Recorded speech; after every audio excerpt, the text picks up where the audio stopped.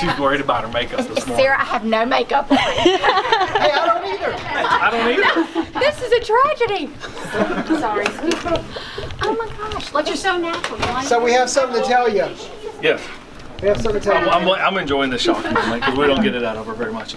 So a couple of months ago, we did a small prize for something you did for a family and a child. It got recognized and got recognized again as being something that was outstanding. So it's the same scenario as we talked about last time about the kid. Yeah, I know you're gonna kill me. But it has struck with more and more people as more and more people have heard about it. So it's gotten elevated to a nice little soprano level. It's something that we feel is dear. It really contributes to what you are. Again, this was the way that you took care of a 5-year-old non-patient when the parents were having a very, very difficult stay, and it was the beginning of a long illness for the parents. But the compassion and the concern that you showed to them while being able to keep a child happy and comforted really struck her. And so the phone call I got several months later was, again, the words amazing, amazing, amazing. And that's nothing new and it's nothing unusual. It was just we heard it. And so that's where this comes from, and that's where we've pushed and shared because that's what it is. So you're, congratulations. You're being officially recognized as a soprano, which, as you know, is the singing river equivalent of an in order. And I just want to add, Gina, Kelly did a great write-up on you, but I hear from time to time people about their experiences here with us and with you specifically, and people like you. You epitomize our core values.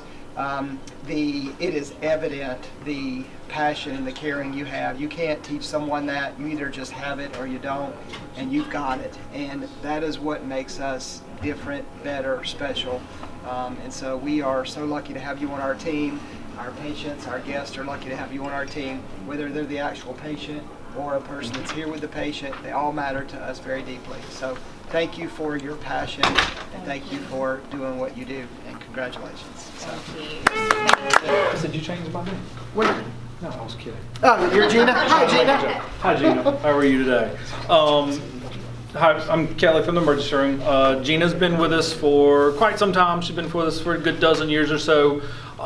She's steady. She brings really high quality every day. She brings great leadership and a great bedside manner. One of the best bedside manners you're ever going to find. So there's no surprise on the phone call that I got a couple of months ago. It's just a surprise that we actually got a good compliment. We don't get them a lot in the ER, so we love them when we get them. But I got one from a mother who was, her husband was a patient.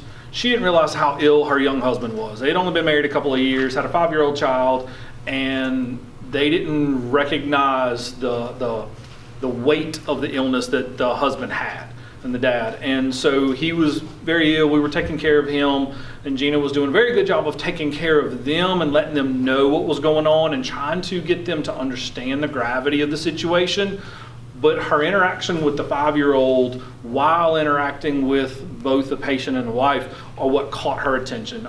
She called me. She got tearful on the phone. She said they spent 5 months in the hospital continuous. We were the initial interaction with the hospital, and she used the word amazing 3 different times in reference to Gina, and was just overly ecstatic at the way that she treated both the patient herself, but most importantly the child. So I go back and I do quality review. It's just what I do. I'm a quality guy. I want to see what's going on. So I found Gina's name one time on the record.